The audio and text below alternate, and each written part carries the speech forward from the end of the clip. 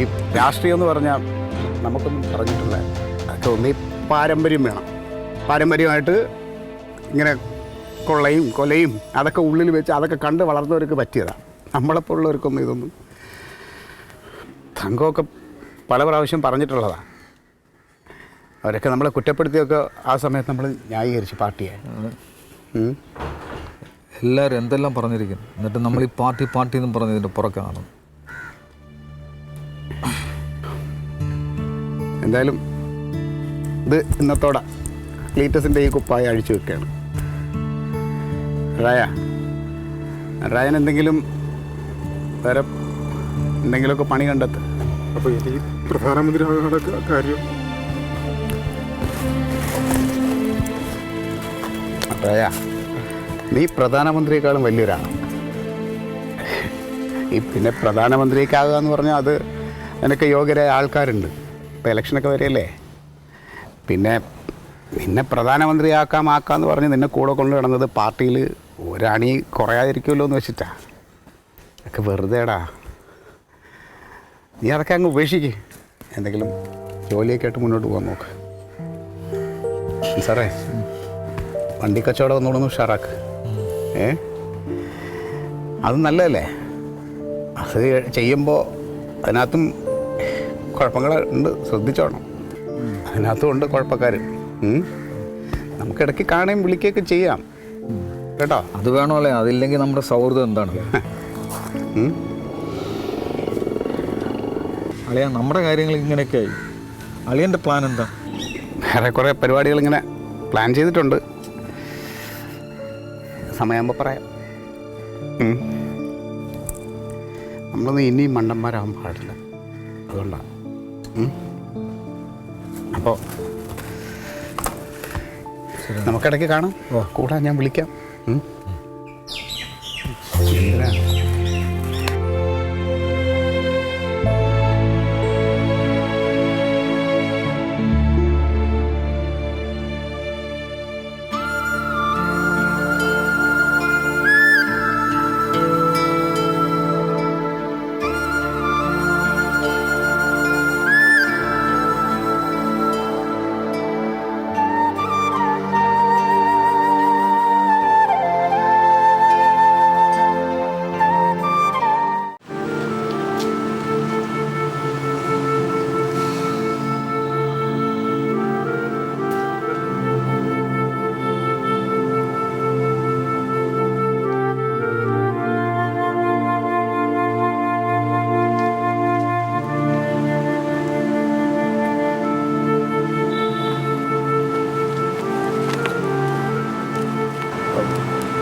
അളിയൻ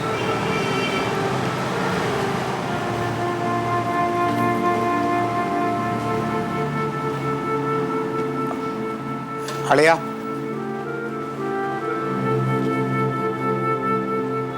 അളിയ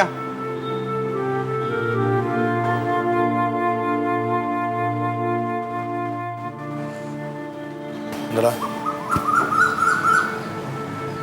നീ എവിടെ പോയിരുന്നു? അളിയനോട് ക്ഷമിക്കണം. ഒന്നും സാരമില്ല, നീ അറിഞ്ഞോണ്ട് ചെയ്തല്ലോ. എന്നാലും ഞാൻ കാരണമല്ലേ ഇതൊക്കെ സംഭവിച്ചു. സാരമില്ല. നീ എവിടെ പോയിരുന്നു? ഇല്ല, വെറുതെ പാർട്ടി ഓഫീസ് വരെ ഒന്ന് പോയി. നിങ്ങളുടെയൊക്കെ എല്ലാവരുടെയും സ്വസ്ഥത കെടുത്താനായിട്ട് ഞാൻ ഒരുത്ത ഇവിടെ ഞാൻ പാർട്ടിയൊക്കെ വിട്ടളയാ. അതിൻ്റെ ഒന്നും കാര്യമില്ലല്ലേ, ഇതൊക്കെ ഇതിൻ്റെ കൂടെ ഉള്ളതല്ലേ. അല്ലയാ, നമ്മുടെ ആരോഗ്യവും ഇതുമൊക്കെ എല്ലാ കാലവും ഇതുപോലെ നിൽക്കില്ലല്ലോ. മാത്രമല്ല, തക്കിളിമോള് വളർന്നു വരല്ലേ.